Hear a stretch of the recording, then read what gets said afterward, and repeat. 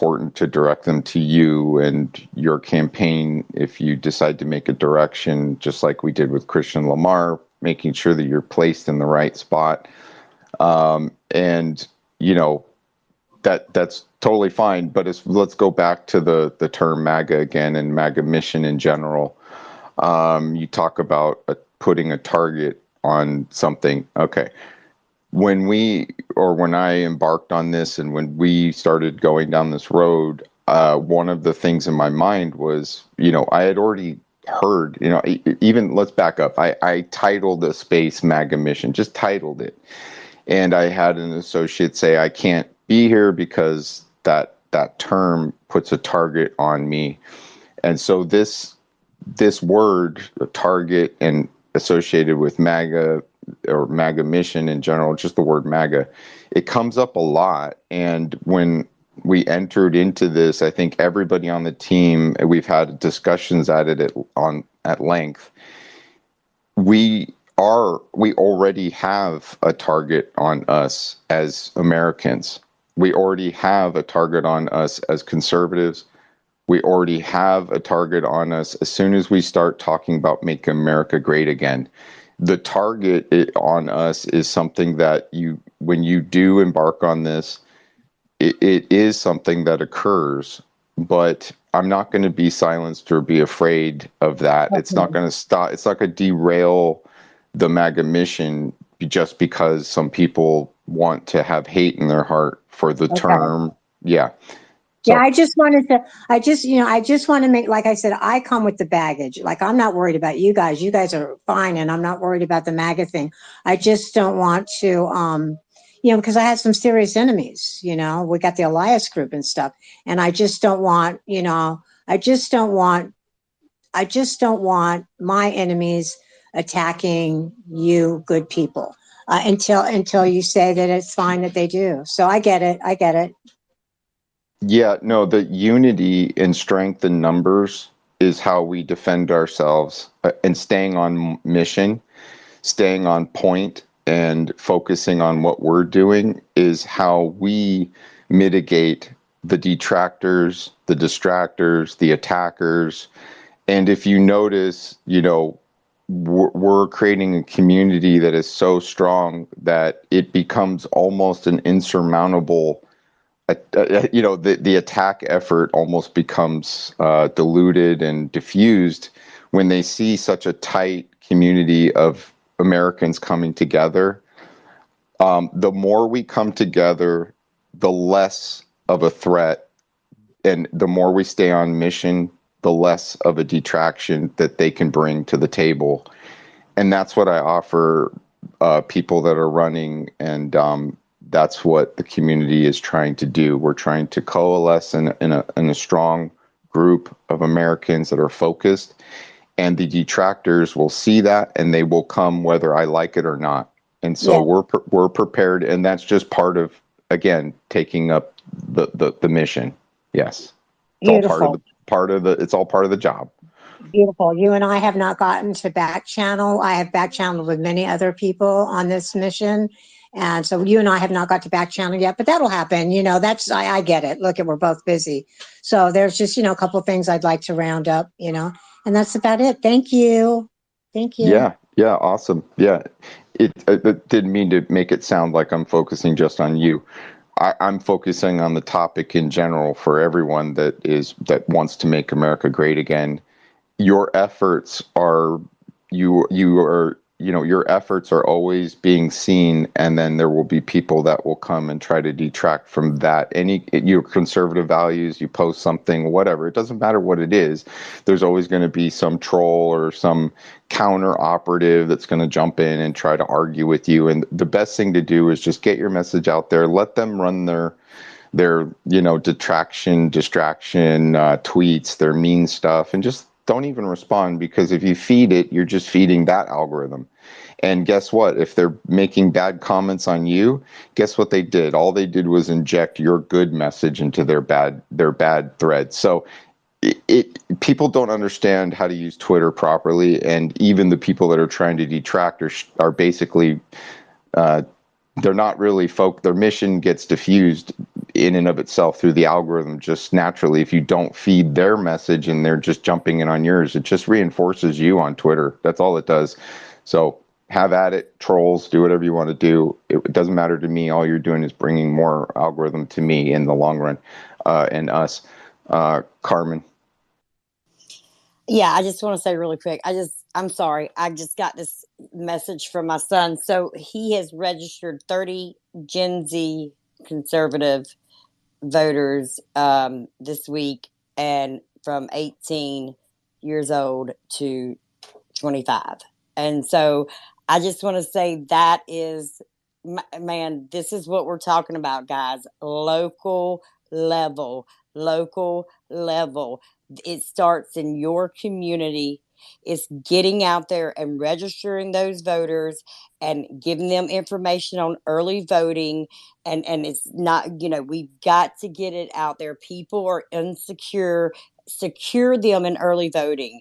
If you have questions, you're not sure, ask, but get out there and do that. And I'm just saying, it's a grassroots movement, and that just made it's not that I'm a proud mom, don't get me wrong, but I am proud that there's 30 other this week of the Gen Z of 18 to 25 that just registered conservative. That is what we need to start. We're locking in 2023, guys. We got to focus on 2023, and we move into 2024 with that. So this is the grassroots movement, the local level. I mean, get out there. I mean, you can put signs out. You can pass out information. You can register voters. You can do so much. But when I say you want to volunteer, go and show up in person at the local GOP, and let them know you're being seen and you want to get involved. And I just thought I wanted to share that. And so, God bless us all. I mean, thank goodness we've got these patriots out here, and we've got these young Gen Zs out here, and this is what they're doing, because we need their votes as well. And I'll say this, I had a space where a few Democrats came in, and literally they messaged me a few times, and now they have turned and re-registered as conservatives. That's what it's about, having spaces that run smoothly and giving everyone a voice, and ensuring that there's not going to be any attacks. And you've got Democrats that come in and were willing to speak in a space full of conservatives. That meant that they were comfortable in that space, and they found some information. They did some research afterwards, and then a few days later, they're DMing me and they're like, thank you, etc. No, thank you. It's not me, it's we. We are doing this. And so everyone in that space was doing it. And now we've got two that have turned to Democrats. This is what it's about. We need these spaces to make it safe, clear message, and we need to let them know and ensure that we're involved in our local communities and getting out there and getting it done. Let's lock in 2023 and move forward in 2024. Lock it in and continue that movement and continue your work at the local level after the vote, after the presidential election. Do not stop, because we got complacent. Let's not get complacent again. And I'll yield there. Yeah, I wanted to circle back and touch on something that was said. I think Carolyn said it. So there's a lot of people out there running for Senate or House positions and running for county legislator. My vision is, and what was said was, you're focusing on your state, your area. And what I've noticed is that the struggles in one state or area is almost similar to, and you might have a way to navigate something that your knowledge could help another person in their state when in their campaign and navigate. And what I envision in the future, or what I've proposed to the team and what we think we envision, is a space where each state representative or county, from county to state, Senate to House, I'd like to have these individuals in one space so that we can hear their challenges in their area and see if we can have a discussion about that and assist have you be an assistance to them, even though it's not your area, and them assist you, and toss around those ideas so that you can actually work on strategies. That if you see something that's working, share your strategy, share it with them. It's really important to have that conversation. And I need to go to Susan. Susan, don't give up. Please, Susan, join us. Did you have something to say, hon? I did. I just wanted to say it was really important to do things that are decent and in order. You know, we want to make sure that we're not getting distracted, that trolls aren't coming in and distracting us, because they will. I was actually not just targeted by one people, I was targeted by a group of people that wanted me to stop talking. And they did for a couple of days, but I'm telling you, man, if you find them doing that to you, don't get drawn in, just block them. Don't be distracted. Block them. If they become a pain in the foot, report them. Because sometimes you can't, they come back, right? So report them if they become buttholes. Just don't tolerate it and stay focused. Just like Matt was saying, you know, that you don't want to allow them to get you off balance. We're staying balanced, you know, and we're our minds are clear and focused. So we need to maintain that order. Yeah, Oh, I'm go ahead, sorry, Matt. Carmen. I'm sorry. Absolutely, Susan, you're 100% correct. And, and so I think that's where, like, oh, I'm sorry, guys. I live on a farm. Sorry. But really quick, like, that is very important. Like, yeah, y'all heard the tractor. No one, we need to focus on that.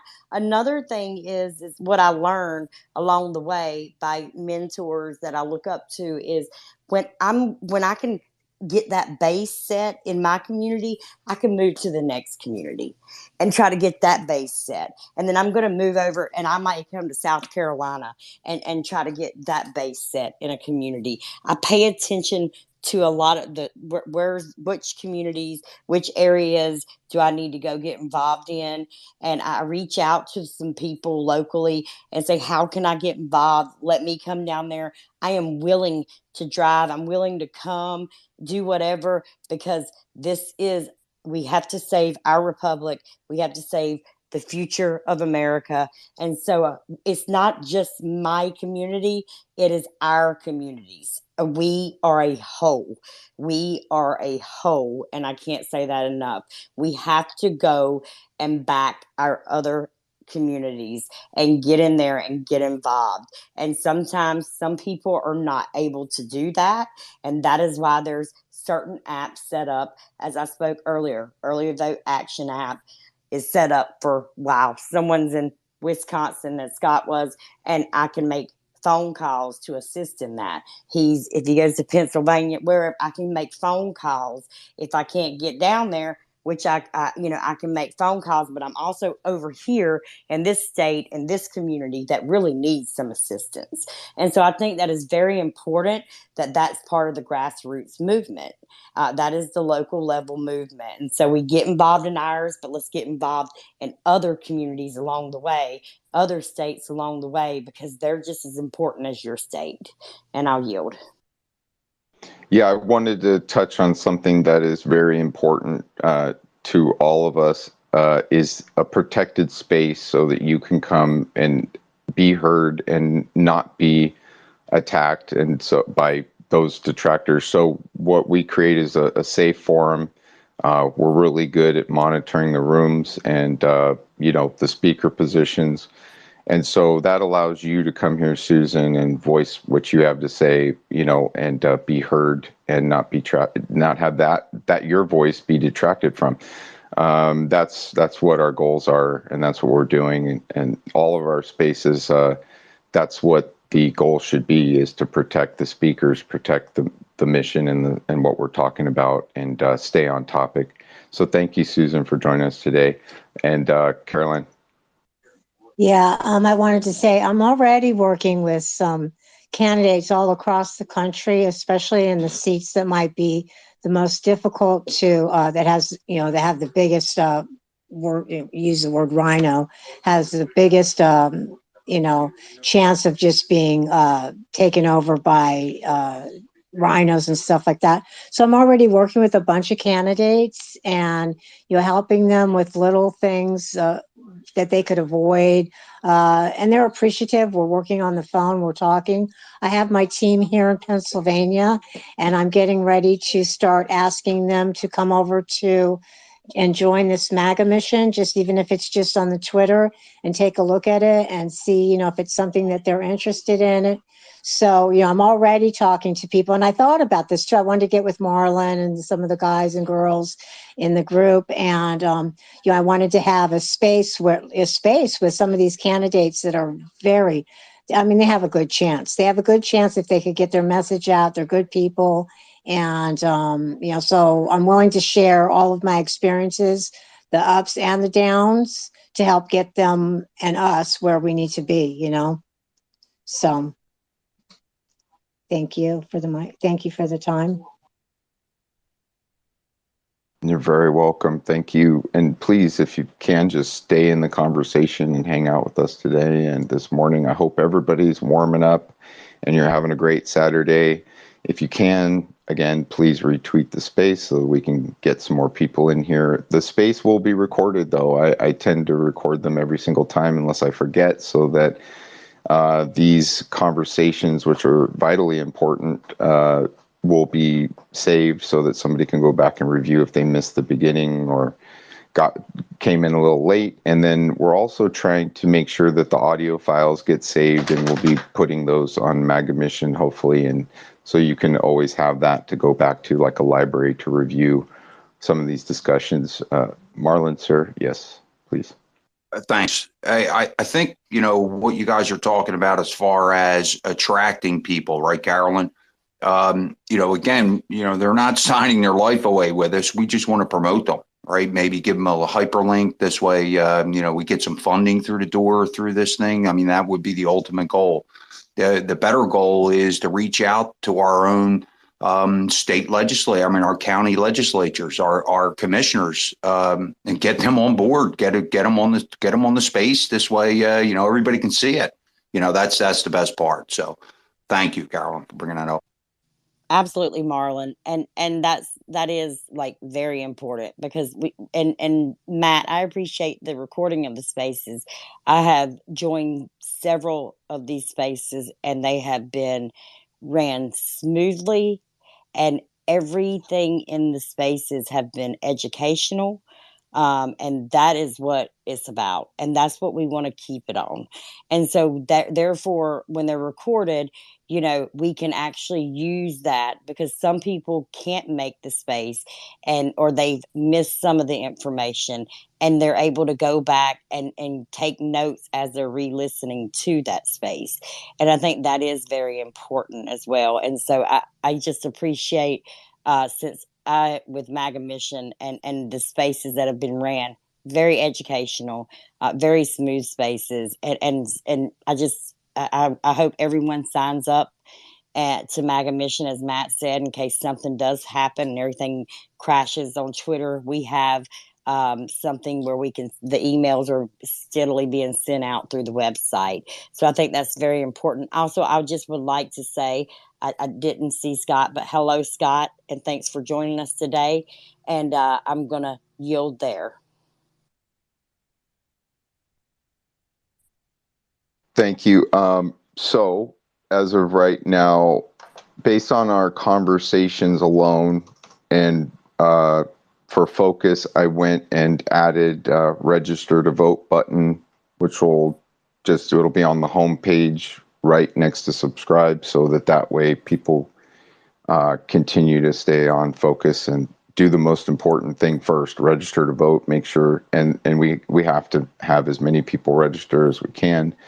And so that was so important that I felt that needed to be added. And so I'm now publishing that, so that when you're on the homepage, there'll be a quick link button to early action register to vote page, so that people can do that. Hopefully the link will go live here, and that'll be there. And I will make sure that is a focus, not just to subscribe to MAGAMission, but to do the right thing and go register to vote right away. And yes, I do see Scott. Hi, Scott. Good morning. I hope you're having a great morning and safe travels. And if you'd like, you can come up and talk about early vote action. I don't think that I can do it as much justice as you. So if you do have the time, that'd be great. I think that one of the major focuses that I get is that we need to focus on these swing states and make sure that they are being focused on, because it's going to be really important to capture those areas for a successful mission to be accomplished here and to stay on goals. Absolutely. And and I think that's something else we need to be aware of. What are those swing states, and have that information out there? Because some, I mean, I can tell everyone in here, go do research, and majority probably has and haven't, but just in case, like we do need to focus on those swing states and get out there. And I'm just, again, at the local level. It just starts there. Every council, every legislator, every House senator, every governor, every congressman, all the way up from local to national. They started locally. And worked their way up. We have to be there at the local level, and ensuring that we are registering voters, and they're getting the proper information, and we're getting involved. And once you get involved, you know your friends get involved, your family gets involved, and then the people that are coming and registering to vote, or they're coming and saying, hey, how did you get involved, putting out signs, this, that, and then you send them to the local GOP, and more people start to become aware, and more people are starting to start getting involved in the community. And I feel that's how we build that base in our community. And then we once then can move on and go to another community that may reach out to you and say, hey, I need some help here.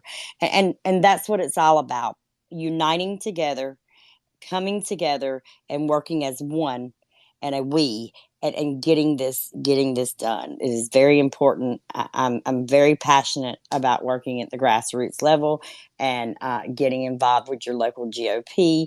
I'm very passionate in ensuring that we are all up to date with who's running, who's in office, what's their background, what we need to focus on. I've actually used my own money and printed out pamphlets as I was registering voters, and I'm handing it to them. And I know, well, just in case, this is a reference back, So, and I would pass that out. Little things like that become very big things, and so I think that's very important as well. But I love the grassroots level, because I think we skipped over that a lot and didn't realize it. And that's really where it starts. It starts at the grassroots level. It starts with the school boards. It starts getting involved in the school boards, holding a position in your school board. It starts holding positions in your local community. Go into your local GOP, hold positions, and get your children involved, and so forth. And so, in order to have a good life in this nation, in the United States, we're going to, or ensuring that our children are going to have a good life, and our grandchildren, etc., our future generations going to have a good life here. We have to step up. We have to get out there, and then we have to teach our children to do the same and stay and get involved in their community. And I'll yield. Yeah, you just real quick, Marlon, you touched on the key swing states of focus. It was really important to get involved with Christian Lamar. He is running for House in Arizona. And we're talking about Nevada, North Carolina, Pennsylvania, Wisconsin. These are the key swing states of focus. And I want to turn it over to Marlon now. Marlon, please. Yeah, I'll be quick. I would love to turn my state into a swing state. We are 7 seats away from flipping the legislature in my state. I know people heard my frustration the other day, but if we hold together, we have 5 assemblies and 2 senates to flip our state. So that hasn't been done in 50 years. So we are motivated.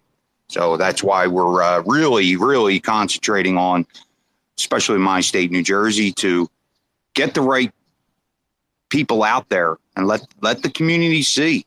And you're right. I love the week, Arm. That's awesome stuff. Yeah, New Jersey is having it's at a pivotal moment in history right now. Like you said, you haven't had this kind of opportunity happen for over probably 50 years, and you see something happening, and they're really making some moves. So it's great stuff. And Senator Edward Durr, and Nick DeSalvio. For commissioner, he's a commissioner. Anyways, there is something going on in New Jersey, and yes, it is a focus. And I'm so glad that you're there doing that work with those individuals in your area. So you're doing great work, especially when it comes to the wind turbines and the environment. Marlon has been tenaciously going after that. And bringing the data to the people so that they're aware of these wind turbines and how they're affecting the environment, and also your taxpayer dollars. I mean, these things are expensive. They're expensive to erect. They're expensive to maintain. And they've had a considerable amount of sea life be affected by them, from the deep sonar pinging or scanning to the actual construction, to when they fail, and to maintain them. And all of these things and they're starting to be put up everywhere. And this move towards the Green Deal energy, in the end, I believe that it's actually doing more harm than good. I mean, maybe the intentions were good, but the outcome, when you look at what's happening, you could sit back and say, well, the intentions were there, but the damage is not. It's not outweighing the good. It's actually creating more damage than good in the long run, and it could actually be hurting more than helping. And so everything I do, or me personally, on a personal level, is I ask myself, am I helping or hurting? There's just only 2 answers. There's only 2 ways I can go, either helping or hurting. If you're hurting, you're not helping. If you're helping, great, and keep doing that. Just focus on the good and cut loose all the other stuff that's not helping. Caroline. Yeah, on the Marlin thing, and Marlin's logistically close to me. I'm really connected deeply to old school and to the surfing community around the world, not just in this area. I mean, worldwide. And I might be able to hook you up with some of that, because I know a lot of professional fishermen too, but they're like you, so that might help you out a bunch. I'd be willing to connect you with those people. And that could probably help you a lot on your particular mission with the Green New Dealers. I mean, they're the worst ones, to tell you the God's honest truth. They're killing our landscape of our earth more than anybody. So that's atrocious. But I also wanted to go back to the, I'm working with independents a lot, because I have access right here in my home. One of my team members or supporters had given me a whole computer setup and everything, and they are brilliant. And I have access to the Sure database. So it's not me guessing or anything like that. Like, I have the number every couple months, it updates, and I have the actual number of how many voters in each area, that what they're voted as, or what they're registered as, rather Republican, Democrat, or Independent. And my particular district goes on independence, and I'm working on they're very disenfranchised on both sides. Both the Democrats and the Republicans are very disenfranchised in my area. So I'm really working on the independents that lean, conservative, and the soft Democrats that still want to keep their firearms, and they want sanity. They don't want this insane thing. So I'm, working on them. It's a long game, so that when the election does come around, they'll break red. I believe that they will, if they have if they have good cause to, if they have, the information to say, look, these are the reasons why people look up to me on that respect. I get hundreds of calls every election cycle, hundreds. Who do you think I should vote for, Caroline? I really hated being put in that position because I want people to make up their own minds, but that's what happened in my life. People ended up relying on me, and I would just tell them, this is who I looked into, and this is who I'm voting for, and they pretty much follow me. So I'm working deeply on that, because not always can we depend on whether they're red or blue. We had a guy, I tell this story often because it's a good story to tell. There was a guy up in New England, and he was openly a Satanist and a communist.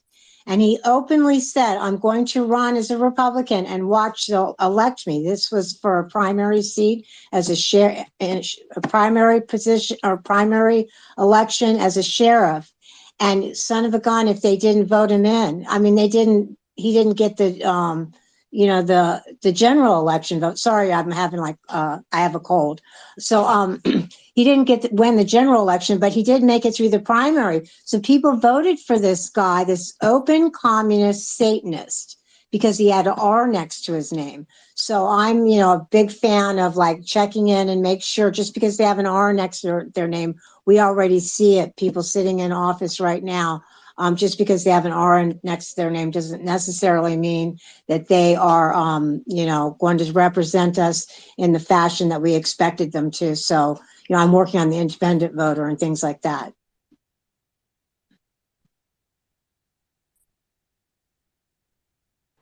Carmen dropped down. Her phone was having some issues. We're going to bring her back up. And what you just shared was very on point and all great.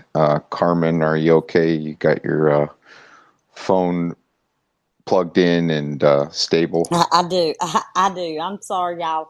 I live out here in on some farm. So yeah, I walked in the wrong little spot and there it went. So I'm back, and thanks for pulling me back in, Matt. Yeah, great. That's the one thing with Twitter that we found. It's so glitchy. And part of what I've done is learned how to work just learning how to work a space in and of itself is a daunting task. And then you learn all these things along the way. And yeah, holding a stable room is vital. And Scott has come up to join us, and I would like to wish him a warm welcome and good morning, sir. How are you today? Hi, good morning, y'all. I'm in Laughlin, Nevada, which is just across the border from Bullhead City, Arizona. And so I'm going to be speaking today to the Mojave County GOP's 2nd district here in Arizona. And as Carmen was talking about yesterday, and we had the opportunity to speak on the phone, thank you for the work that you and your family are doing, because it is a family affair with Carmen. She's got everyone involved. And the 5 states that I'm focused on with early vote action are Arizona, Nevada, North Carolina, Pennsylvania, and Wisconsin. And that's just to begin. I am one person, slowly building to capacity. So for anybody who's thinking, why aren't you focusing on Georgia or Michigan right now? Well, first, we're focusing on the 5. And if we're able to successfully win those 5, then we win the White House and we win the 270 electoral votes that we need in order to win. So big picture is we're looking at first winning the election. And we've had some victories. I don't know if y'all saw, but congratulations to Carmen in the state of North Carolina, because this is why Supreme Court elections are so important and why I was trying to get everyone involved in Wisconsin. So in 2018, in North Carolina, the voters democratically voted for voter ID laws, right? But at the time, it was a 4-3 Democratic Supreme Court in the state of North Carolina. So they ended up negating and nullifying the will of the people that they democratically voted for voter ID laws and said it was, racist and unconstitutional, whatever. Now, fast forward to 2022 in North Carolina, they actually flipped the Supreme Court from 4-3 Democrat to 5-2 conservative.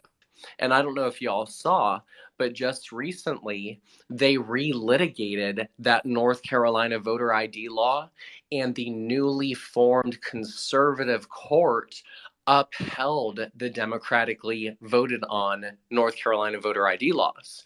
So this is why we must engage. So some states vote for them, that the people vote statewide, like Wisconsin, North Carolina, Pennsylvania. Pennsylvania actually has a state Supreme Court election, as Carolyn probably knows, this November. And that's why I'm spending a lot of time in the state.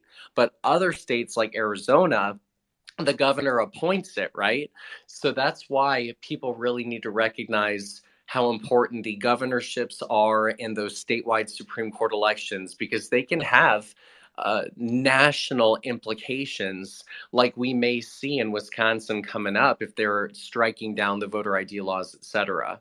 So anyway, my focus going forward with early vote action is I'm just trying to get as many Republicans to vote as possible, because it's my contention that Democrats vote for weeks, sometimes months. In the Commonwealth of Virginia, they vote for 45 days, and Republicans vote for 12 hours. And I strongly believe that if we go into 2024 and Republicans only vote on one day, on election day, I think that we're going to lose. And I think what happened to Carrie Lake and Abe Hamadeh and Blake Masters with the machines going down on one day, I think that's going to happen again. And it's my hope to prevent that from happening and getting as many Republicans to vote as possible. Well, thank you, Scott. And you are correct. And so I will say that what you were doing, Wisconsin, it was a sad moment, but a lot of people jumped in, they dove in and got on early vote action and started making the calls from different states. And the great thing is not only just us here, and my I'm 40 some years old, 43 years old, but my son jumped in, and then his friends jump on, and then so that's how we do it. And they're like, well, I can't do anything about this day. Yes, you can. Here's how you can do it. And so, and this is what we need to do. So thank you so much, Scott, for coming up and speaking and letting us know all that information. As always, here to learn and just keep local level. I mean, and this is what we got to do. So thanks, Scott. Yeah, what I think is really important, the key points to take away is, encouraging as many people to register, encouraging as many people as we can to vote, and to I think going back to the the strategy to vote early. I think what happened was a lot of people saw censorship across social media. There was a big stir about it, and I think a little bit of paranoia got worked in there. And I think that's why people held on to their vote to the last minute. And I think the concept of baking in the vote already, having it there already, sent in early, it just eliminates all of that breakdown that happened that we saw, and it was very unfortunate. And I think it's a strong strategy. Yes, Scott. Well, I really want to hone in on this for a second, that in 2022, people may not know this, but in Florida, we actually won statewide for the first time in history in early voting and mail-in voting. Like, that's never happened. Like, we showed Republicans can outperform the Democrats in early voting. And just imagine this for a second. This is why I'm pushing early voting so much, because imagine this. Think about to 2016 for a second. In 2016, I remember it clear as day. They were saying the Democrats were pushing early voting in Florida and Ohio, right? And I remember all of the pundits on TV, they were saying, Donald Trump can't win the election. Hillary Clinton's early vote lead is just insurmountable. And all of the pundits and pollsters are talking about this. And here we are in 2016, just to remind people, you had the tumultuous, we'll say, campaign of President Trump versus Hillary Clinton. And imagine if you're a voter in Philly and you're in a blue district, in a blue state, quote unquote, in a blue city. If you see the pundits talking about Madame President and Hillary Clinton's early vote lead and saying that Donald Trump can't win, why would I, as a Republican in inner city Philly, be inspired to vote if I think that the election is already rigged or that the Democrats have such a strong early vote lead that I can't possibly win? Versus, think about this for a second. Imagine that I am a Republican in Miami-Dade or Broward County. I'm in a blue city and a blue district of the Wasserman Schultz territory and all the Democrats down there. Now, if I in 2022 saw that Republicans were winning early voting in Miami-Dade and West Palm Beach and Clearwater with Charlie Crist and Duval County and Jacksonville, do you think that my behind is going to be more inspired and motivated to vote if I see that Republicans are winning early voting? I would argue yes. More Republicans will be inspired to vote if they see that we are performing well early.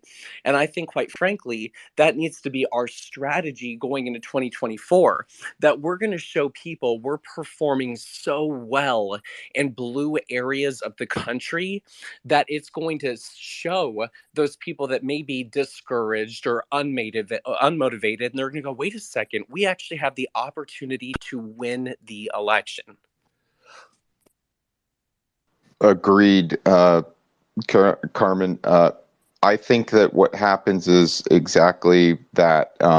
People need to see movement to not fall into apathy. I think a lot of people, like I live in California, for example, it seems insurmountable to me that I'm going to matter in a place that is pushing so much in a direction that it would feel as though my voice is never, or my vote isn't going to matter. And I think that a lot of people can fall into apathy and say, just give up. And I don't want people to give up. We don't want people to give up. We have to see movement.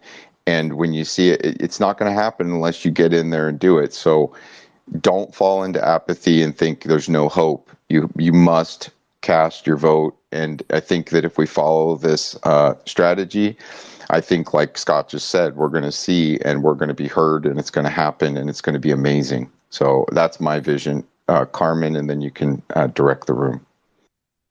Thanks, Matt. I want to piggyback on what Scott said. So as my son is out there registering voters, he's also out there encouraging them to early vote. To vote early, to vote early. He has information. I've provided him information from Scott's page that he gets, and to tell them this is the research. This is actually not a research. This is what happened in this state. And so that is something he's also doing. And it's just, when we're registering voters, I think we need to be speaking to them about that as well. And I'm going to yield and go to Scott. Well, I see Kat has her hand up too, but I do just want to hone in on one last factual statement as well. Really listen to this for a second. In Nevada in 2022, and I understand, I get it. Look, after 2020, it was soul crushing. I understand, been there, done that. But the fact of the matter is, if we don't vote, we are condoning and we are tacitly approving bad behavior. And we are therefore sitting on our hands and allowing the Democrats to get away with it. And we're allowing for it. So no, you bet you're behind that I'm going to vote no matter what. even if I'm unable to mitigate shenanigans, which is, I believe, the current situation that we're in because we don't control places like Wisconsin and Pennsylvania and Michigan. Nonetheless, get this. Adam Laxalt lost by 8,000 votes, right? 8,000. Now, here are a couple factors. Number one, did y'all know that it snowed on election day? Our people were Republicans. We like to live in the mountains. I don't know why, but we're mountain folk. Our people were living in the mountains of Reno in Washoe County. It snowed on election day. Adam Laxalt lost by 8,000 votes. But here's the kicker. Do y'all know how many Republicans stayed home on election day in Nevada in 2022? We know this because of the data, because Nevada, like Pennsylvania, is a voter registration by party state. 150,000 Nevada Republicans stayed home on election day in 2022. We lost the election by 8,000 votes. That shows us, y'all, we have a serious problem at getting our people to actually vote. Nevada is not a purple state. Nevada is not a blue state. We have a problem at getting our people to actually cast their ballots. Again, Democrats vote for weeks, Republicans vote for 12 hours. Furthermore, get this.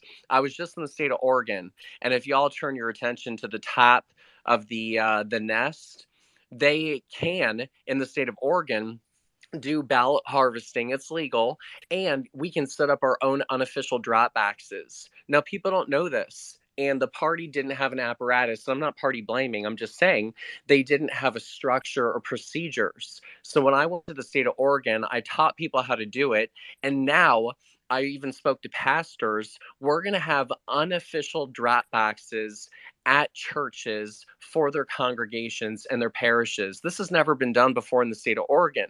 But here, this is why it's so important. Listen to the data. Christine Drazen lost her gubernatorial bid, her election, by 66,000 votes. Now get this. Oregonian Republicans, 126,000 stayed home in 2022. And it's even worse than that because Oregon is all vote by mail. So really, they didn't just like stay home. Their ballot was mailed to them and they didn't even turn in the ballot. They didn't even mail it in. They didn't even put it in a drop box. We could right now at this very moment have a Republican governor in the state of Oregon had we actually voted. And that's why it shows that mentality is so important, because when I hear from people that they say, oh, California is lost, Washington is lost, Oregon is lost. No, that is complete baloney. It's only lost if you think it is. If every Republican in California voted, we'd have a Republican governor. And furthermore, I'm almost done. There are 1.5 million unregistered likely Republican voters in the state of New York. Kathy Hochul in 2022 versus Lee Zeldin, she only won re-election by 500,000 votes. If every Republican turned out in the state of New York, we would have a Republican governor. And last point, in Oregon, get this. They currently, because we didn't vote, have a Democratic House, Senate, and governor, meaning that they can pass whatever they want. We almost won the state house in Oregon. 6 of those seats, 6 of them were all decided by 1,000 or fewer votes that the Democrat won. Had we gotten out 3,800 more Republicans in those 6 House Oregonian state seats, we as Republicans would control the state house right now, and they wouldn't be able to pass terrible legislation. So I hope all of that data doesn't depress you, but I hope what it makes you realize is we have the voters, y'all. We just got to turn them out and we will actually win elections. But it starts with having a positive mindset and mentality. Thank you. And some of the data that you just shared is just shocking. It's shocking. I just, and yes, it's a mentality. The mentality has to remain positive. You can't fall into the negativity. You got to remain positive and just get the thing in the mail. Just get it going, register, you get the ballot, you fill it out and just drop it in. I can't believe that what you said was just shocking. That's all I can say there. And I wanted to refer to the co-host real quick. I will be handing out mics and things like that, and we'll be keeping a tight speaker nest. But we will be rotating people, and I want to make sure that if we start opening up questions and things like that for Scott or on the floor, that you stay really focused and direct and stick to the topic. And please, I'm going to open it up to Kat now. Kat, good morning. How are you?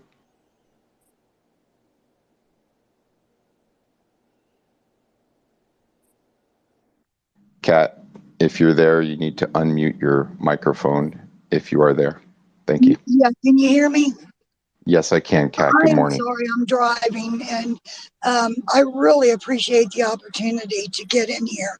I have been wondering specifically with Scott Presler. I stumbled on a gentleman who has a website called Declare Your Ballot, and I began looking into that, and the weaponization of the secrecy of our ballots. I believe that they have weaponized the secrecy of our ballot against us. And he has a very interesting idea to kind of catch them on the back end. And I didn't know if Scott Presler had heard anything about it. I posted in the bubble chat the web page. You could skip to the short video 3, which has what he perceives as a solution. Early voting and all that, excellent. I appreciate everything that you do, Scott Presler, and everybody else. But I honestly would like to see some interest or some, feedback, I guess is the word I'm looking for, on whether you think this idea of declare your ballot is something that I could energetically pursue, or do you consider it a waste of time? Anything that you could tell me, I would appreciate. Thank you for letting me speak. You can drop me down if you'd like. Thank you, Kat. If there is some reflection there, Scott, and we'll keep you here until we need to rotate. We do have a lot of requests, so I will be rotating speakers, but I really appreciate you coming and sharing your voice today with us.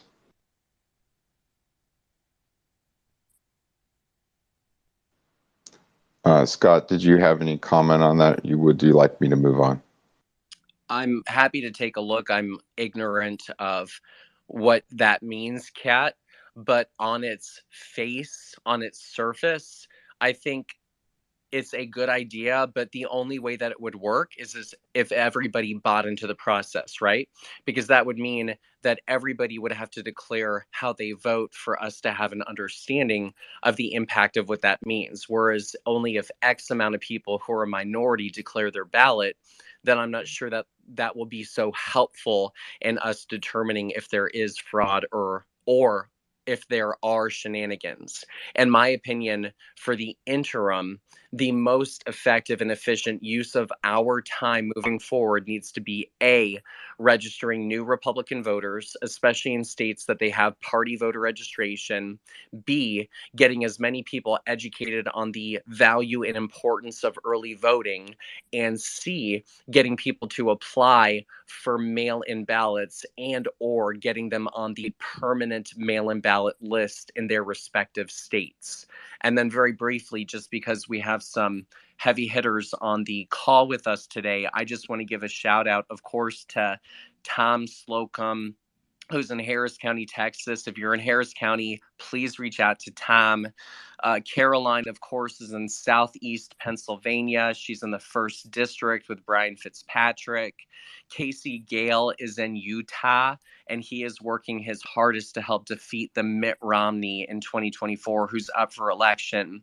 Rose Linda is in Virginia Beach, Virginia, and I just recently saw her for a training that we had on mail-in balloting. Kevin, the egg, is in Rochester, New York. And then last we got Heather Langley, who is in the state of Louisiana, who's helping to make sure that we are flipping the governorship this October from blue to red. So if y'all are in any of those areas across the country, please reach out to those respective players. That's great. And I do want to welcome Tom to the floor. And since you were addressed directly, sir, good morning. We'll get to the other hands. Would you like to say good morning to everyone, sir? Yeah, thank you so much for having me. Thank you, sir. I appreciate that. And Scott's right on. If you're in Harris County, I want to know who you are, just so you can show how. So I can show how easy it is to do what you need to do. If you want to help me out, you can go online to harrisvotes.com/voter-registrar. And there you can register for the 1 hour Harris County VDVR training. You have to do this VDVR training. You knock it out in 1 hour. It's a Zoom call. So I'm registered for May 16th, 2023 here. So coming up May 16th, 10 a.m. And I registered in 30 seconds. Like, I literally raised my hand. I was like, I have to do this. I'm going to do it right now. Let's see how fast I can do it. I did it before it was my turn to speak. That's how fast I did it. I got the email in my account. I'm registered for this training. Once you do the training, you fill out a form, and then they get back to you. Hopefully it doesn't take forever, and I'll be a voter registrar hopefully here. I would hope by June. Hopefully this doesn't take forever. I'll be sure to let you know. But please, if no matter where you are, go and do this. This helps out tremendously, and find a system where you can go find these conservatives. For me, it's in my church. It's unregistered voters at the church. That's the easy target. That's a low-hanging fruit. But identify this low-hanging fruit where is a target-rich environment, whether it's the VFW halls or this group or that group. Locate these people. If you have a hard time doing that, give me a call. Give Scott a call. We can help you out. But we got to go get these people registered, guys. And this is free. Basically, it's easy to do. If anything, there's maybe a very small fee associated with it. So, please do this. Please, please, please. I can't tell you how much this makes a difference. And then if you can find a way to keep track of these people as well and get them back out to vote, that's always works as well too.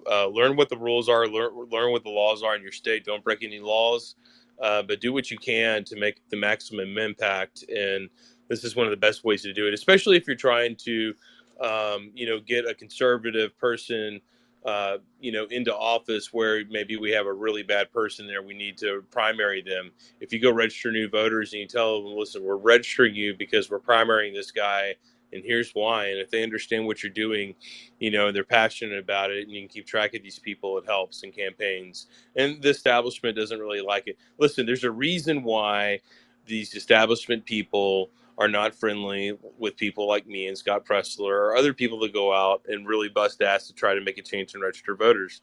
They may not necessarily want a whole new sea of very conservative Tea Party voters coming in and holding them accountable, essentially. They don't want that.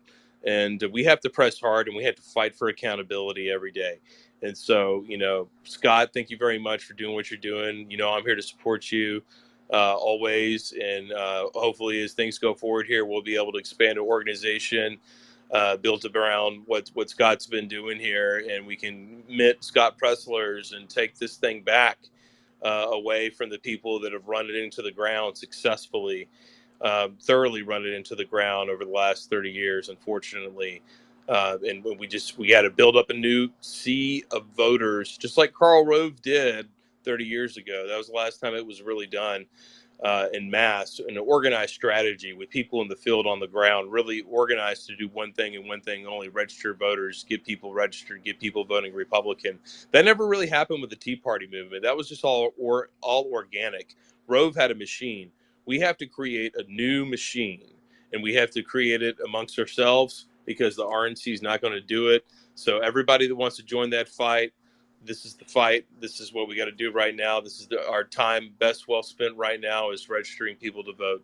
So thank you very much for the time this morning, guys, and thanks again, Scott. Thank you, sir. And anything we can do to help you, MAGAMission is devoted to that and bringing the knowledge to the people.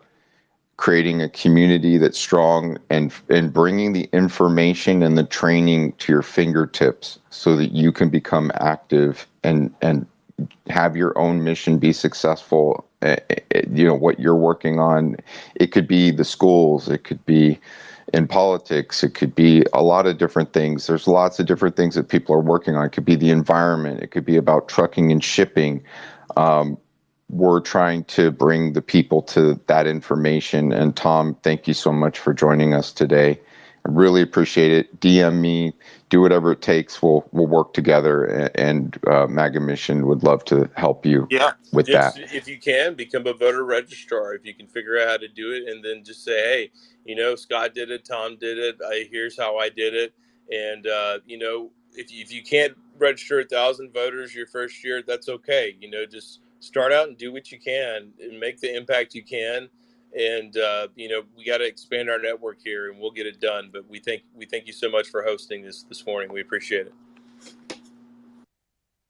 it. MAGAMission and the team appreciates you very much. And we have some people that have been patiently waiting. I'm so thankful that everybody has followed the protocol to remain muted while we're waiting to get to you, or while we're listening to others speak. So I'm going to turn this over to Jack Tron. Good morning, sir, and welcome to the forum. Would you like to join us and introduce yourself and talk? Hi, I'm just Jack. I'm just a college kid. I just had a question for Scott. I noticed that every day you've been posting and trying to make a connection with Ronna McDaniel. Now, one of the things that I was thinking about is you have 1.3 million followers. Why don't you post Ronna McDaniel's email on the Twitter and then ask your followers to try to spam her inbox telling her, work with Scott, work with Scott, work with Scott. Even if it's just 1% of your followers do that, that's 13,000 emails in her inbox. There's no way she can ignore that.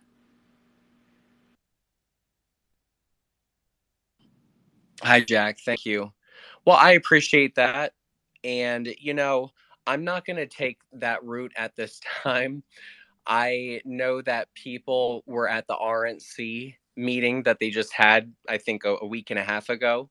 And somebody on the floor in front of all of the RNC committee people asked her to her face, why has she yet to speak with me? And she said that she doesn't check her Twitter feed. So it's been now 22 days of my asking for a response for her. And look, I'm going to continue to be respectful, and I'm going to continue to be classy and do so with decorum. And she is aware that I've been wanting to speak with her, and she's had several people reach out to her. So I'm going to continue to use this method and strategy because I want people to see that the National Party leadership is currently not reaching out to the grassroots. And I'm, again, going to be respectful, and I'm going to post once a day, every single day, until I receive a response, if and when that happens. Until then, I'm going to keep my head down and continue reaching out with Gen Z. I've been speaking with Gen Z people like yourself on the phone almost every day. Going to continue registering voters and people to do early voting. And if the party chairwoman reaches out to me, my door and my phone are always open and welcome to receiving that phone call or communication. Yeah, I think that's really important, is decorum, professionalism, and approaching in a non-abrasive way, but being available, being open, and just, respect, being respectful. And I think that gets a lot more traction. But I appreciate what you said, Jack Tron, and what your thoughts were today. And yeah, the worst thing we can do is become abrasive, so to speak. And yeah, that's where I'm going to land it there. And I'd like to say hello to Jane. Jane, good morning, and how are you? And thank you for joining us today.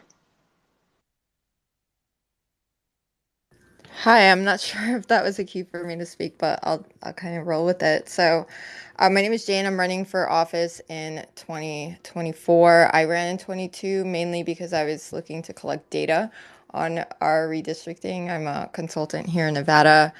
In 2020, I was able to register more voters in Nevada than the RNC has, which I think is both positive and negative, considering we spend so much money donating to the RNC, yet these privately funded organizations are better at getting more registered voters and getting more turnout for the election. So I definitely encourage more people to get out there. I love what Scott is pushing here. I definitely think we should do more ballot harvesting. I've found ways for people to vote online, which has been very beneficial. It's something that I've seen the Republican Party overlooks. Actually, the Democrat Party overlooks completely. So this is something I'm gonna facilitate this election cycle, is getting more Republicans to vote online by making sure we get those voters that are qualified to vote online getting registered to do it that way.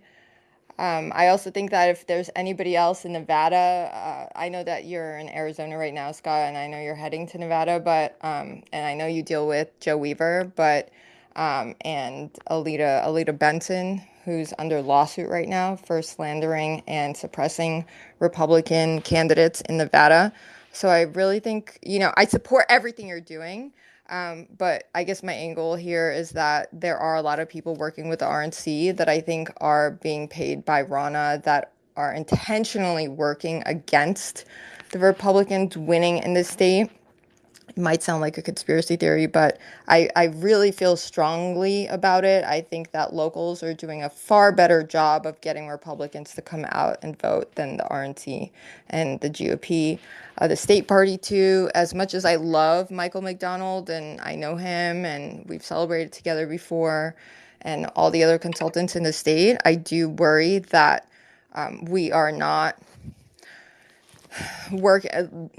all working in the best interest of results in the party. And I know you said that Nevada's not a purple state or a blue state, but we are a blue state based on voter turnout, and there's no denying that, right? So we are a blue state. I call it a deep blue state at this point. Fortunately, the deep blue Republicans that we've elected aren't passing policies that are too far left, but we have a small window to go. And I'm really hoping that you can be a little more open to working with people that are not just RNC Ronna McDaniel funded. Jane, thank you so much for everything that you brought to the table in the discussion. I have followed you, and MAGAMission would definitely like to help you, especially in Nevada. Scott, you got excited there with what she had to say. I'd like to turn it back to Scott and see if he'd like to respond to that. Thanks. Oh, I just want to say, babe, look, I'm all in. I will work with anyone and everyone who is dedicated to electing Republicans into office. So I'm here in Laughlin at Don Laughlin's casino, and I will be returning back to the Vegas area Monday, Tuesday, Wednesday I'm in Mesquite, Thursday I have quote unquote off, and then Friday I fly out of town. So I mean, if you have some time available, I'm meeting with one other consultant. I think his name is Robert Duran, I believe it is. He's with like Rethink America or something. I'll be meeting with him this upcoming weekend. If you have time available, I would love to hear, off the record, what some of your voter registration strategies are, or how we can work together to make sure that we're getting more Republicans registered in this closed primary state. But no, to give anybody any understanding of who I am as a political person, I definitely a Tea Partier. 2014, I was supporting all of the Tea Party candidates in that wave, working against the establishment candidates who are trying to get reelected again. And no, I am not just going to be working with the party structure. I'm a collaborator who also works with the grassroots as well. Okay, I will reach out to Robert, and I'm really glad to hear that. I think, and I'm trying not to get too excited about it, but I I really think that the way Republicans can win Nevada is by not directly relying on the RNC. We have so much potential in the state, and a majority of the true Republicans, and true Americans are not the RNC hired staff. So thank you. I mean, at this point, it's clear. I feel like Rana is ignoring us because she's saying, "Listen, we're not going to help you. You all have to do it on your own." Almost, it's just like if this isn't more clear, I don't know what is. So whether we want help from them or not is besides the point now. It's up to us if we're going to do this. Thank you. And thank you, Jane. Please hang out. We may be rotating speakers, but I want to say hello to ODD1. You've been waiting patiently. Would you like to say something to everyone today, sir? Good morning. Yeah, hey, Magna, and thanks for the opportunity to speak. Now, I'm kind of old school. Now, I get up, I go to the polls, I cast my vote. I'll either punch the touch screen, or I'll pull the lever and cast my vote. But and I'm ignorant when it comes, I'm gonna play devil's advocate for a second. I'm a little bit ignorant when it comes to the mail-in voting.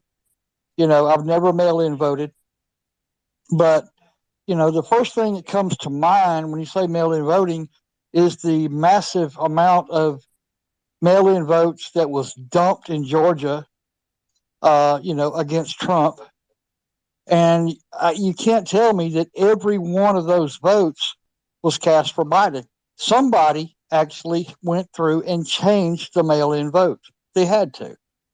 So my question to Scott is this: just exactly how secure is my mail-in ballot from the minute I put it in the mailbox or the minute I put it in the drop box to the minute it's counted? I mean, when I go to the polls and pull the lever, I physically see who I am voting for. Okay. But when I put my vote in what I call the middleman's hands before it gets to the counter, sometimes, like I said, I'm playing devil's advocate, and I'm a diehard MAGA Republican. But how do I know that my vote is secure when I put it in my mailbox or drop it in a drop box? And thanks, Magna, and I look forward to listening to what Scott replies.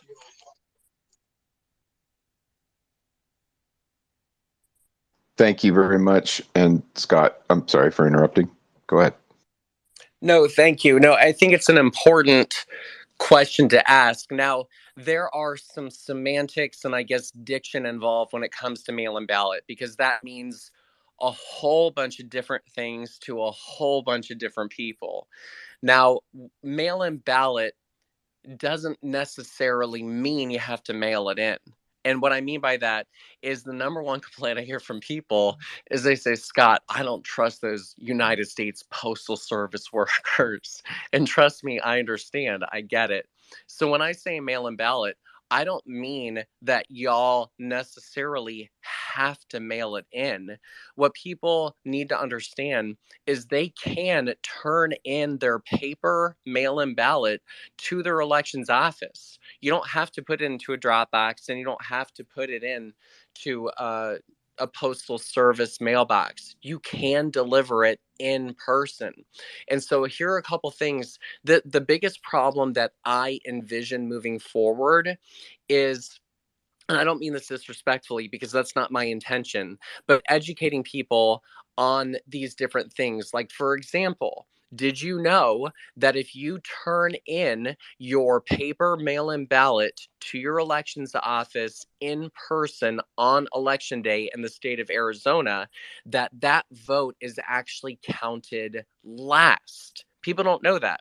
So if you actually turn in your mail-in ballot early in person to your elections office the day before election day or the week before, or if you voted in person early, your vote is actually counted first, not last in the process. Or, for example, then in the Commonwealth of Pennsylvania, they don't have quote unquote early voting, but you can go to your elections office in person and cast a mail-in vote and do it right then, right there in person at the office and cast your ballot in person. And so it's little education tips like that that I think are going to be so helpful to our people, because you don't know what they don't know. And so in the Commonwealth of Pennsylvania, the Democrats are doing mail-in voting and the early in-person voting, and we're all waiting to vote on election day. And like I said, Democrats vote for weeks, Republicans vote for 12 hours. So long story short, to answer your question, you don't have to just put it in the mailbox. You can go in person, deliver it in person, or in some instances, vote right then, right there with your quote unquote mail-in ballot at the elections office. And last, just to make sure that you're aware, sir, this November, we do have the opportunity to have a gubernatorial election in the state of Mississippi. But I have to tell you, right now, it's not looking so hot.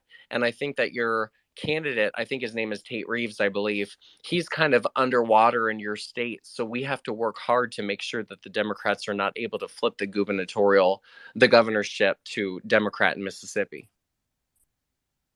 Yes, knowledge is power, and the people may not have the knowledge to know that. And I think at the crux of this equation here is the chain of custody. Is one of the chain of custody of your vote or your ballot is the concern that I think made it to where a lot of people wanted to physically go down instead and do that method. And the machines did not work properly, and that created a big backup and lag there in the count. So I think that's great knowledge, and that's something that people need to know, that you can actually physically take your ballot like that and hand deliver it.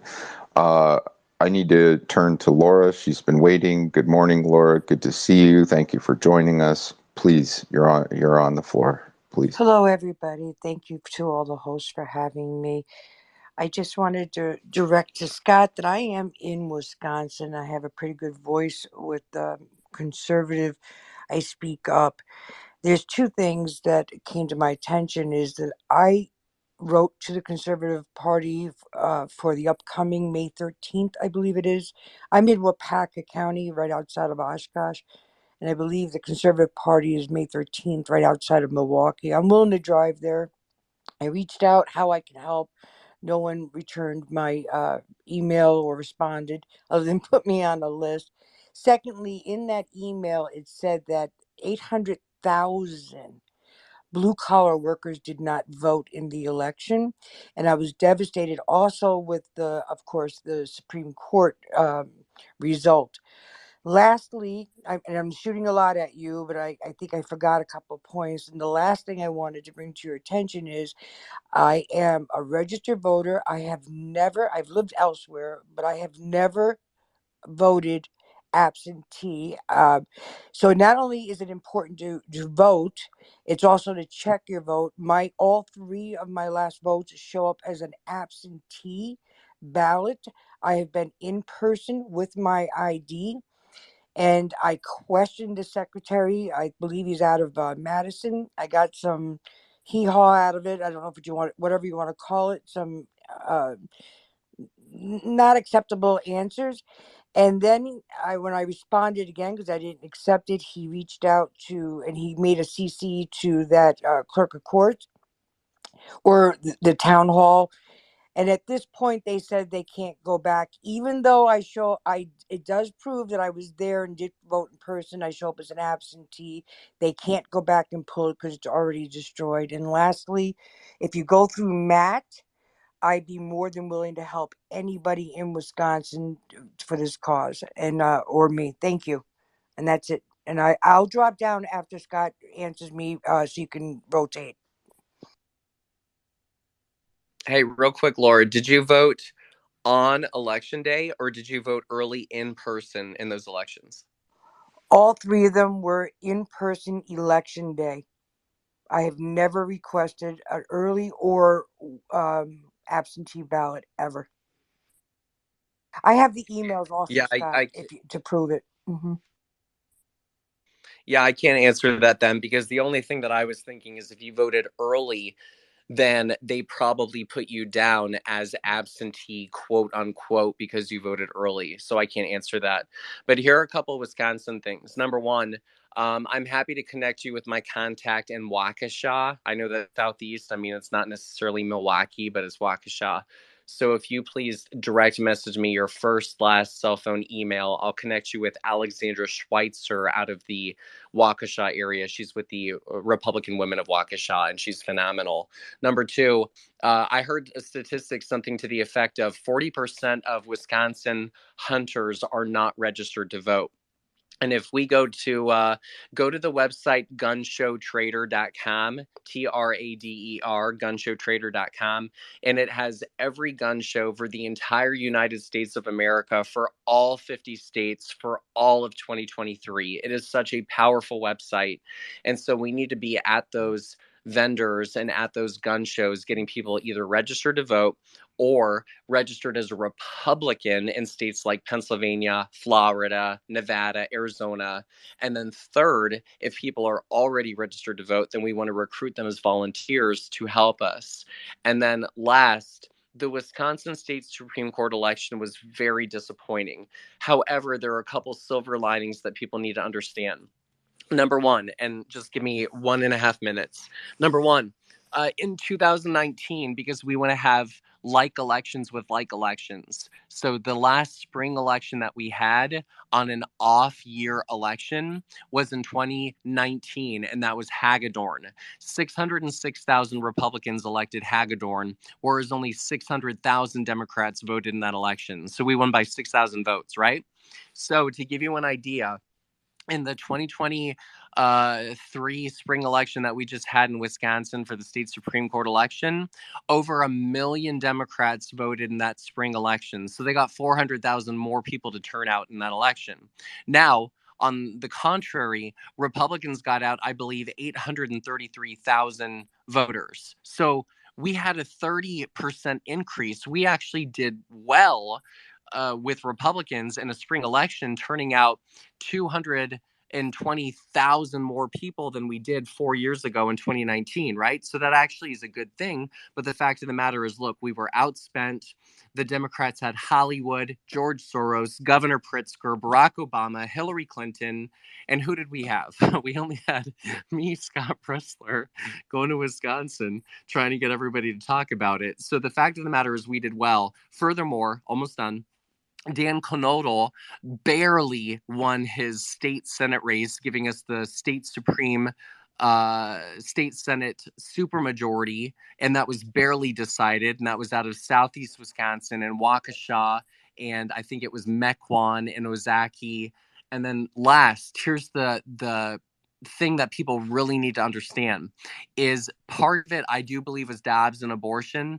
Part of it was maybe the candidate, but there were 3 state constitutional amendments on the ballot, and all 3 of them passed overwhelmingly in the state of Wisconsin. One of them had to do with bail reform, meaning that criminals, their past history would be decided in deciding how much time they had to spend on their most recent criminal conviction. So that was huge. And then also another one said that able-bodied people who were seeking unemployment had to show that they were looking for employment.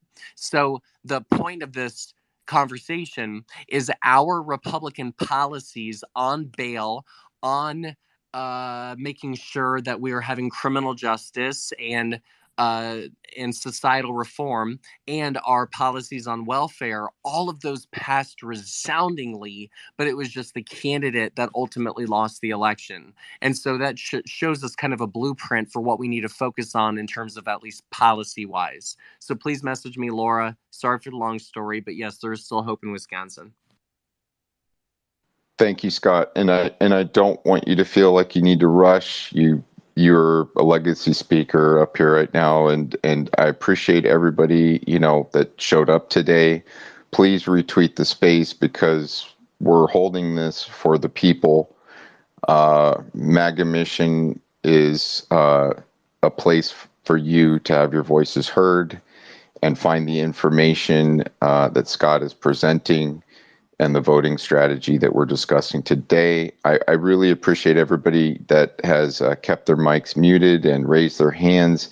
If I bring you up to speak, I just want to remind you that if you do not raise your hand, I will not be addressing you, and you may be dropped from the rotation. So if you have a question, request a mic, and be respectful. As long as that occurs, we'll continue the dialogue. And I'd like to turn the floor now to John Fisher, who's a really good friend, and I want to welcome him to the forum and say good morning, John. How are you today, sir? Good morning, MAGA. Good morning, everybody. Great space and a great discussion. There's one name that the Persistence, I think that's his name, the Persistence, one name that he didn't throw out there as far as the money goes and the Democrats is Mark Zuckerberg. Okay, that's another one I like to throw into the hat there as far as a big money presence that we were outspent on. So Mark Zuckerberg. And I'm in Florida. I am a member of my REC, Palm Beach County REC, Republican Executive Committee, which is under the umbrella of the Florida Republican Party. And I'm going to suggest that if anybody wants to get involved with registration, we just started ours with a big push and a big instructional class that we've all taken, not all of us, but most of us have taken. There's been some rule changes that we must be aware of as far as getting the registration forms filled out correctly and legitimately, and that you could actually read them. That's a big important one, that they're filled out so that they're legible writing that can be read. Something else that I wanted to throw into the mix too that we're doing is one more thing about a state of Florida, which is interesting, and I don't know how it's going to roll out, but they're going to give receipts so that if you did vote by mail, that you will get a receipt back telling you that it got to where it should have gotten, and it didn't get lost in the mix somewhere. So I thought that was awesome. Another thing that we're going to be pushing to and working hard on is the NPAs, no party affiliation. These are the independents, and try and get them to switch to Republican. We've got a large quantity of the NPAs down here in Florida that we're going to try and move over into the R column. That's important. So, we're going to be out there. We're going to be at all the events, once again, go to your REC. It's cool that people want to, go up about it independently, do it on their own, but try to get into an organized group. And that's the best advice I can give is go join your REC. There's plenty of open seats for committee men to get into those seats and fill those seats and get involved that way and the right way. Get people to register. That's the big thing, is to get people to register to vote. Florida, we're getting a tremendous amount of people moving down from up in the Northeast, new Floridians that we got to get registered. So I'm assuming that in other states too, they're experiencing the same thing with people moving out of California, moving out of New York, moving out of all these blue states and cities and coming into the red. And we need to get them switched over and registered. So big. And that's it. That's all I wanted to throw into the mix. Thank you. Thank you, John, for joining us this morning and saying that. That's great stuff. And I don't know if Scott has any reflection on that. The persistence is Scott Presler. Scott Presler is the persistence. And yes, he's doing great work and you're doing great work. I think the forum is dedicated to everybody and the individual work that they're doing to make America succeed and bring the voice of the people to the floor. I'd like to turn the floor over now to Rooftop. Rooftop, how are you this morning? And if you have something to add to the conversation, please. And then we'll turn it back to other speakers. Yes, Rooftop. Thank you, Matt. And I just wanted to address Scott and appreciate all that you do, brother. You're doing a lot of great work. I just want to give you some boots on the ground information about what's going on in Ventura County and the incompetent GOP leadership at the local level here. that kept a lot of people from, I don't know, getting involved. Now, in 2021, as you know, a lot of people in California were fed up with the lockdowns of Governor Gavin Newsom, or as I refer to him, Napa Nancy's nephew, or Prince Gavin, hashtag Prince Gavin sucks.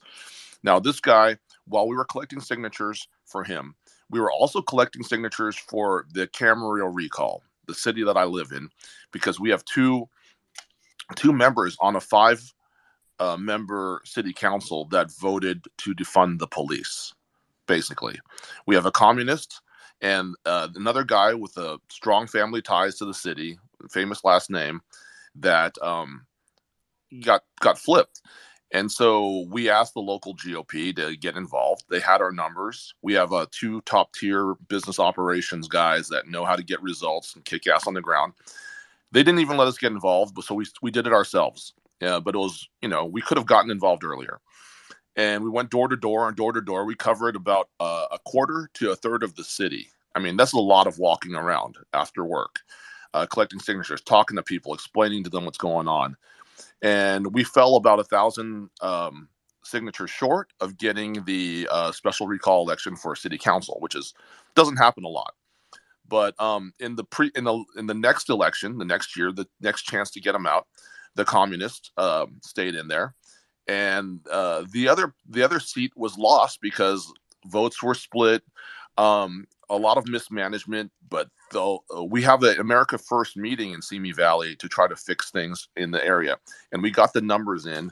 And what you're saying is right: apathy, complacency, stupidity, and incompetence. We didn't turn out to vote. A lot of people like to cry about fraud and estimating how many numbers there were. And we tried to game it out. We looked at the numbers, and we've seen pretty consistent voting patterns. And what we saw was that the registered Republicans did not show up. And this is in Simi Valley, the home of the Reagan Library, one of the last hotbeds of conservatism. When Thousand Woke Oaks is becoming called Thousand Wokes because all the kids go to college and come back woke. Ventura and Oxnard have fallen. Camarillo is getting there. You should see what the Trader Joe's employees are talking about. But Simi Valley, I never thought it would happen. They're pushing crazy books to the kids, but we want to appeal to voters on the economics, right? The price of eggs, the price of gas, things that we can win people, winnable battles. We're working on a couple winnable battles in the area, and I just know opt out, cash out, and the right to work with California AB 5. But if anybody wants to get involved, Simi Valley, Denny's at Stearns every Monday night around 6:30. We order food. We have our steak and eggs or whatever we want to get at Denny's. And we have been more effective at organizing than the local GOP, who has secret meetings in Newbury Park gun ranges. And we basically had someone get into this thing. And she reported back to us that pretty much all the people that we voted for on the Republican ticket in last November gave the thumbs down vote to America First. And a lot of the reason why is because a lot of the first responders in the area, which represent and control the GOP, want to protect their massive freaking pensions. The cops, the firefighters, and the first responders here support bigger government. They know that California is primed for big, expanded, bloated government, and they're living a good life. But what about everybody else? And a lot of us that are leaving the state, like myself, I'm moving to South Dakota. I could just say, you know what, I'm just going to ride it out, leave, protect my parents if they need me. I'm just going to live a good life, go on my farewell tour. But we're trying to do something. I've been fighting for years to make a difference, and it's pretty overwhelming. And a lot of people are discouraged in a state with a supermajority. But what you said is true. In Wisconsin, the home of the 270, National Shooting Sports Foundation says that they shoot more 270 Winchester per capita because people know how to hunt with 270. It's their grandpa's guns. I'm going to go there for a hunting trip. I go to all the gun shows from NRAM to SHOT Show. I go visit a bunch of gun stores. It's easy for me. I'm a DSM for a gun manufacturer. And we're going to go and help Wisconsin and other states that have a chance. I got to pick winnable battles, Scott. I can't just deal with incompetent losers, insecure with letting real operators get in the game. And thank you for what you're doing. I just want to say thank you, MAGAMission, for giving me the time to speak. Matt and Marlon and Carmen for co-hosting. Tom, Energy Maximalist, love what you do, brother. I'm glad we're in touch. And Scott, keep trucking, keep going, man. We got to pick all the winnable battles that we can, because there's a lot of people on our side that are not doing their part. And we need to kick ass a little bit and DIY a lot of times, because if you want things done right, sometimes you have to do it yourself. The thing is, it's hard to go alone, so we need to organize smaller cells all around the country, find the winnable battles, and get the numbers, because we have the numbers. Anyways, Yep, I'll land my that's plane. great. Thank you. Yeah, thank you. I think that you said a couple things, and then maybe Scott can add to this, but it's the people that are leaving that are creating a vacuum. And I have chosen to stay regardless, because I know that if I leave, that's just one less vote towards the right direction. And I think that if we leave states, I understand the reason why people leave. I just really think that you just create a vacuum for others to fill that space, and I think that we need to hold our ground and not fall into the concept of I'm defeated. It's stay, stand, and fight for it, and remain in that, instead of creating a vacuum. But that's my thought process on it. I don't know if Scott had any comment there that he might want to follow up with. I appreciate your work, Rooftop, and that's great that you're doing something with your local community and working towards that.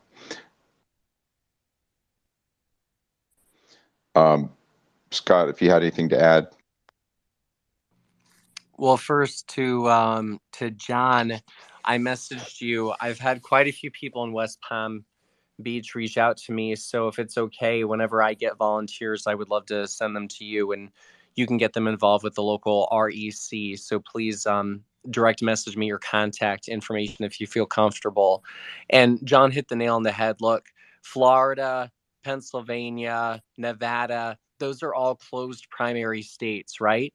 Meaning that I get it that many of you probably are disillusioned with the Republican Party, at least on a national scale. But remember, if you're in a state like Florida, Pennsylvania, Nevada, and if you choose to be an independent because you're unhappy with the Republican Party, you're actually really disenfranchising yourself, because you're not going to be able to vote for President Trump or Nikki Haley or whoever your heart desires if you're registered as an independent, because then you can't vote in the primary. So you are really limiting your own ability to choose a conservative candidate, and you're going to be stuck with whoever the people vote for in your state.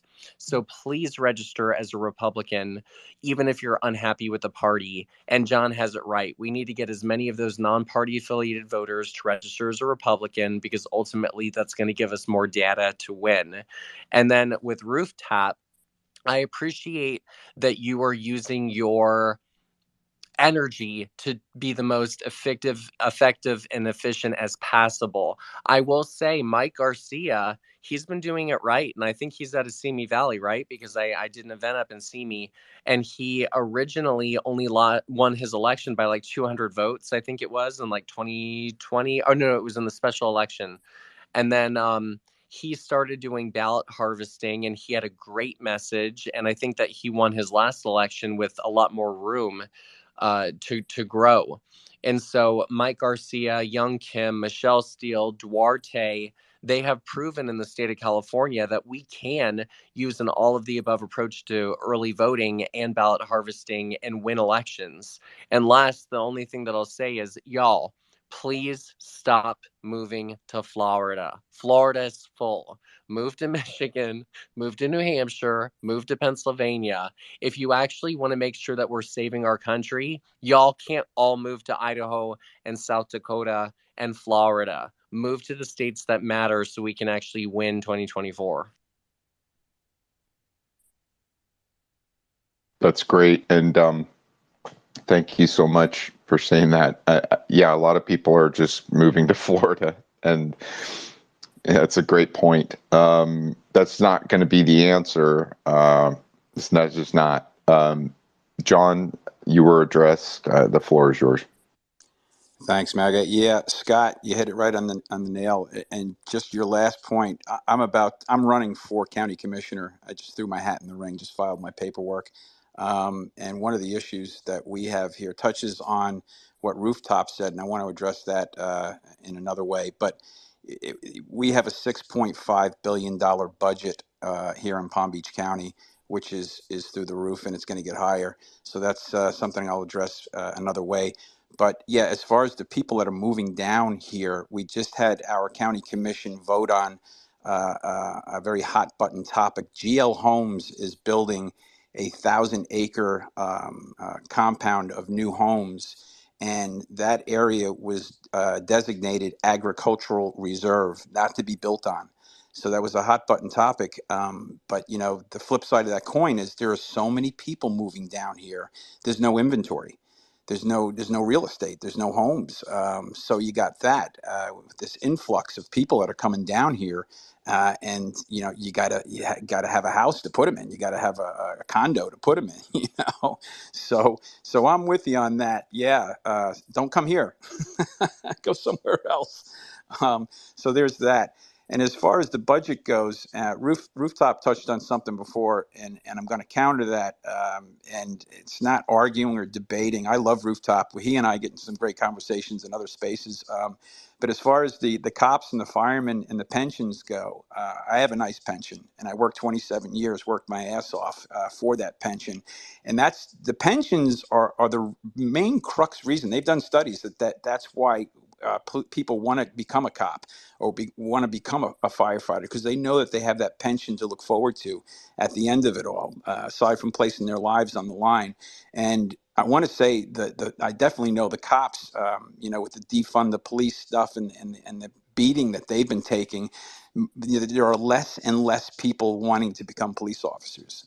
So, you know, when you take the pensions away, and I understand the jealousies between those who don't have a pension and those that do, and you know, you want to think that someone has a pension, lives an extravagant lifestyle, and there's jealousy there. I get it, I understand it, but this is the flip side of that coin. Is that's the reason why these people took the job, or a main reason why they took the job, because they have a pension to look forward to. So I just wanted to throw that into the mix. Yeah, there is a shortage in the police force. Whether the fire department side, I know that we get a fair amount of people who fill out the application, but it's not near what it used to be years ago. With cancer, firefighter cancer rates have gone up, and you know, it's not just risking your life going into a burning building anymore, and the PTSD and everything that goes along with the stresses and the health risks of getting into these careers. That's, in my opinion, why they deserve the pensions that they get. And as far as me being politically, there's a lot of people like me in my career profession that are Republicans. And when we talk about unions, the International Association of Firefighters, which I'm a member of, okay, they never polled us as to whether we wanted Trump or Biden. Okay, and they endorsed Biden, which drove a lot of us absolutely insane. Okay, and I get into these conversations, and I'll end it here. I get into these conversations with my left-leaning liberal firefighter friends as far as trickle-down economics, as it relates to our pensions. And you know, when you look at it, I tell them, you know, if you vote for somebody who's going to drive inflation through the roof, and your costs and your taxes through the roof, there goes your pay and benefits and pensions. It means nothing anymore if you got to pay more on all these other ends that counter your pay and benefits. So what are you doing? You know, so that's where I'll end it, and I'll thank you very much. John, that's awesome that you're throwing your hat in the ring. There isn't anybody that I know personally as a friend that I think that's a wonderful thing, and so happy to hear that you're making that choice, and we support you. Definitely great news, John. Marlon, how are you doing? You had a little technical issues. You're back. Yeah, I never moved, but it dropped me anyway. So, John, you talk about pensions, and we're talking about governments that have leveraged that, right? They've taken those pensions and they've leveraged it against it. And something the rooftop said, hey, not every Republican or GOP office in the country is going to be with open arms here. There's a lot of back dealings, a lot of people that are there to kind of obstruct. So these are the points. These are big things in our states. That's great. I wanted to turn the attention to Real Joe. You've been having some issues getting a mic, and you have your hand up, sir. Welcome to the forum, and good morning. Hey, good morning. Thanks for having me. I'm actually in Wisconsin right now, speaking at an event in Amory, Wisconsin.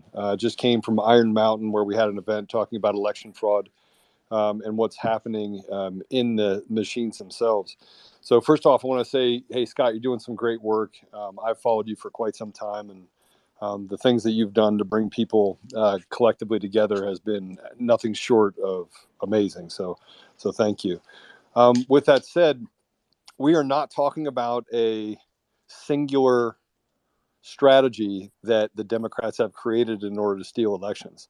And we have to be really careful when we say that elections are not stolen. We have to be really careful when we talk about the fact that there's no problems in the machine. I am a system architect expert. I was a 10-year tech CEO of a company, one of the largest data companies, data aggregation companies in the country, serving some of the biggest companies around the country as well. When I stepped out, I was the one that was on that call with Eric Coomer. People have said, "Oh, it's too incredible to be true." Well, I didn't know when I came out on November 9th that he was an Antifa member, or excuse me, I didn't know prior to that he was an Antifa member, that he was anti-police. All the rhetoric that came up, all of that matched up to him being on that call. But more importantly, I built a model in December of 2020.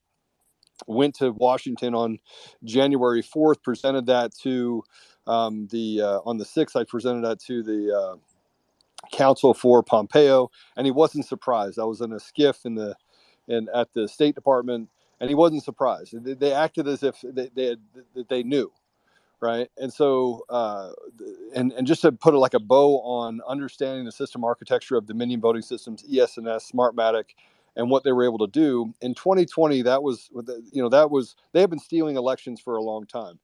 But what they have now is that they have a system that gives them the ability to steal elections. So all of them run on the same foundation. And if I'm wrong, then I should never been able to predict what was going to happen on January 5th of 2021 when we had the Georgia runoff. But I actually built a model, was interviewed by DHS. I was interviewed by guys from the CIA, DNI, you name it. They came in, they grilled me, and I said, listen, this is what's going to happen tonight. And I went step by step what was going to happen, what had to happen in order to be able to validate or to take phantom ballots and fraudulent ballots and validate them through the system. And I went to sleep, went to the other hotel, got a phone call at 2:00 in the morning and said, hey, you need to come over here. I went over there. They sat down. They're like, how did you know? And I was like, well, I'm clairvoyant, obviously. I mean, I used all the publicly available information with Dominion in order to build that schematic. That schematic to this day is what was used when we had the multiple images in order to make sure that they matched up to the information of what were the vulnerabilities inside of Dominion Voting Systems specifically, right? So they've sued me. I've lost a lot of money. I got kicked out of my company, and now I'm just doubling down. But regardless of what happens to me, frankly, it doesn't. I don't matter. Collectively, though, we've got to get to a place where we stop saying that we have the answers if that's not our expertise, and we've got to align ourselves collectively in a row and say, listen, I understand PID function. So Lisa Draza Smith, she's a mathematician. She's the one that did all the mathematical analysis of how the cast vote records came in. You have Jeff O'Donnell that did the analysis on Mesa County. You have Clay Parikh that was doing all the testing on the voting machines and saw the vulnerabilities dating back to 2017, 2018. You have Sean Smith, guy that was in the military. We have to start propping up everyone collectively if those muskets are faced north and coming up with a strategy collectively that says, okay, if we're going to vote early, these are some of the risks that may cause that to become a concern, because that gives them more information in order to have a desirable output. If we're going to do mail-in ballots and we can't get rid of them before the 2024 election, here are some of the things that we have to mitigate in doing ballot harvesting. Now, ballot harvesting, I don't believe in it, but I think that we have to have a multifaceted approach to how we approach this election in 2024, because the Democrats are going to cheat more in 2024. It's the last hurrah. 66% of the country believes that the election was stolen. On the Republican side, on the Democrat side, it's approaching 50%. Right. And it's because we're walking around the entire country showing them the evidence that we have been muted by most of the mainstream media. So with that, I'll hand it back to you. But I'll tell you that there is no wrong answer. And we have to be willing to have open debates, and we have to be respectful of those people that are experts in their field, and ignore what the media is talking about or saying about them. Nobody's ever paid me $1, and I travel all over the country. Talking with I'm here with Seth Keshel, I'm here with Dave Clements, I'm here with Ivan Raiklin, and we're going to small towns around the country because, frankly, that's where it all starts. It starts in the community, and we have to have an effective voice. And I have a 4-step process that I go through with people, which is prayer first. I'm a man of great faith. Stand, speak, and then act. All right. With that, I hand back the mic. Thank you for letting me speak. Thank you, Real Joe. I really appreciate your words today. I do see that I have 9 requests for speaker positions. Don't worry about it. You don't have to drop down. I got it. And I'm going to turn over to Marlon while I look into that. And if Scott had anything to say, he can jump in anytime. And I'm going to turn the floor over to either Scott or Marlon on that and continue the discussion. Thank you so much, Real Joe. Hey, Matt, I'm going to drop down, but can I just real briefly touch on what Real Joe just said? Just real brief. Of course, John. Of course you Thanks, can. brother. Real Joe, you're spot on with the math. Yellow Bastard, that's his Twitter name, and he's a great one to listen to. He brought up this a comparison. If you look at Biden and Trump, 75 million votes for Trump and 80 million votes for Biden, and you add those two numbers together, and then you add the numbers of registered voters versus eligible voters, the numbers don't add up. So I just wanted to throw that math into the mix. Thank you. I'll drop down. Yeah, and John, I want to say, if I could say this, the big thing is, why was I not sued by Dominion personally? I was the only one not sued by Dominion, and I'm the one that started it. No one would even been talking about Dominion had it not been for me on November 9th coming out and saying, this was the call I was on with Antifa, and this is what I learned. And the models that I built, again, nobody's ever attacked those models. Even people within the own federal government have come to me and said, hey, yeah, I don't even know how you got this information. And it's not because I'm a coder, I'm a system architect. And I took that information from the information that was in all the manuals for Dominion. So, why didn't they sue me? You just got to ask questions on why these companies are all owned by the same people. Why are companies like BlackRock invested into it? And these things matter. These details matter. Thank you, guys. Marlon, and then it'll go to the councilman. So quickly in my particular state, they have strengthened the voter rolls. They have been using the sidekick to strengthen this. But I'm going to give you an example, and I'm going to give you a real quick math problem. In my particular state, there's 21 counties. In my particular county, there was 6,300 vote drop at the last minute, right? So if you took that 6,300 and moved it across the state, that's 126,000 votes. Take that across the country, that's 6.6 million votes. Right. So, they have been strengthening this voter roll. There's only so many voters. Right. So in this particular case, Scott, we have this we have, submitted a lawsuit, and now it's going to be bounced from judge to judge to judge. And then it's going to come down to August. We're going to get a voter suppression against the party, and, it'll be thrown out. So these are the battles that are going on right now.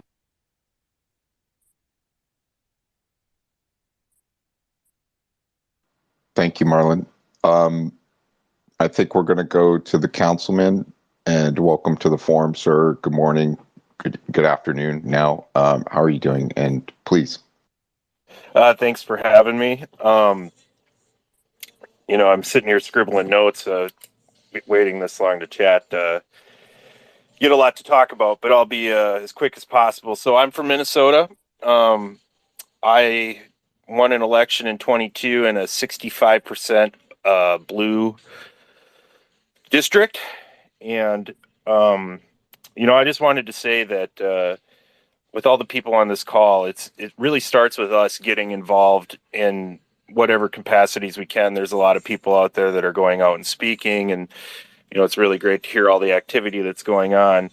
I do believe that if we all get involved in our local government and build posture within our own communities, that would help us greatly in our cause. What I found when I was out knocking doors for the better part of 3 months is there's not a lot of issues that really separate us from the other side. Nobody likes high taxes. Nobody, everybody wants a safe place to live. They want a great place to raise their family. I believe our races are won and lost in the suburbs right now. And one of the biggest issues that's taking place in the suburbs throughout the country, which was alluded to by our friend in Florida, is development. And specifically more so development in relation to low-income housing projects and wiping out neighborhoods to build apartment buildings and more density builds and things of that nature. And I think that those are issues that we can talk to. Candidate quality was something that was alluded to as we go into these primaries, understanding the demographics of the areas that we live in and what plays well and what doesn't. We should be very mindful of that when we're going to elevate a candidate to the general. Knowing that there's probably going to be some controversy on the ballot for the presidential side.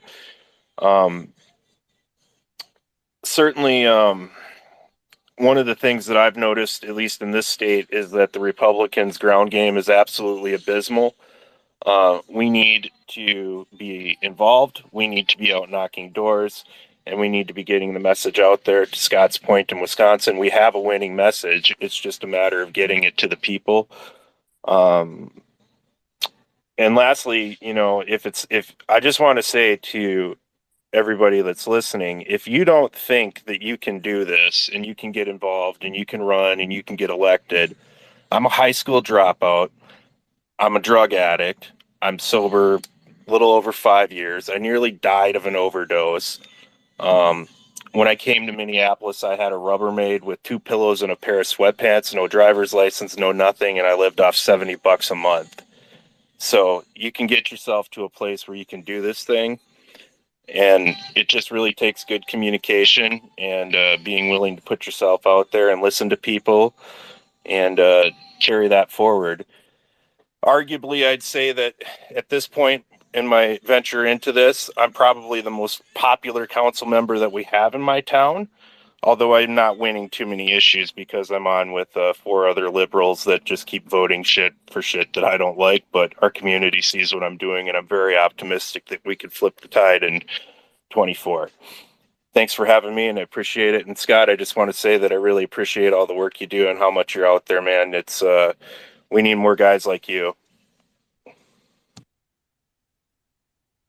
Yep. And please check out Early Vote Action, where everybody can learn the formula and the skills that Scott is presenting, and you can begin that journey and begin the fight right there on his site, and start now. Don't wait, because if you wait, nothing's going to get done. So if you have it in your heart to get motivated and just take that first step, that's what MAGAMission is encouraging to the whole community and the United States of America, all the people. We really want that for people to get involved. And thank you for speaking today, Councilman. Carmen. Hello, everyone. Sorry about that. Councilman, I just want to say congratulations and thanks for all the work you're doing. And that's what it takes. I mean, and everyone's touching on, as I'm listening and taking everything in, everyone's touching on grassroots movements, the local levels where we got to start.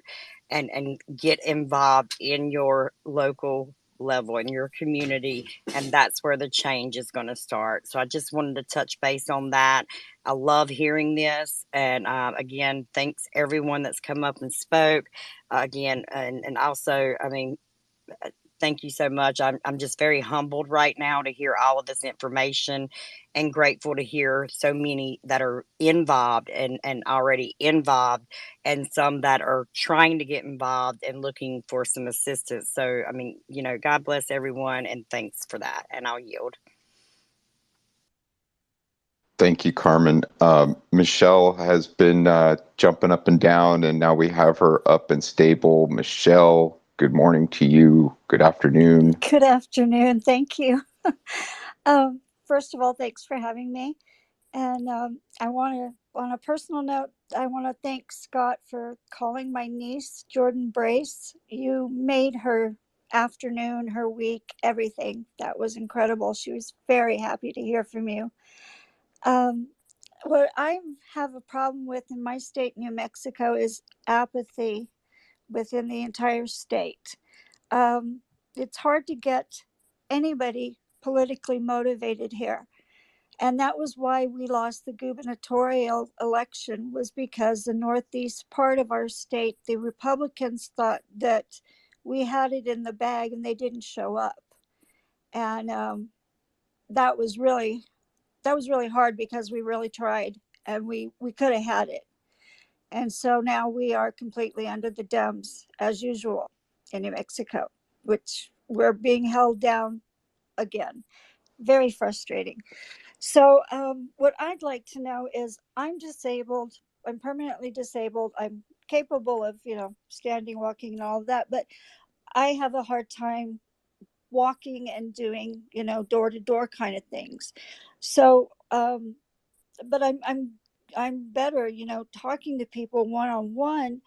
What I'd like to know is, how can I serve? What can I do? Nobody at my local Republican, whatever you want to call it here, when I called, they kind of said, well, you can go walking with us. And I was like, no, I can't. You didn't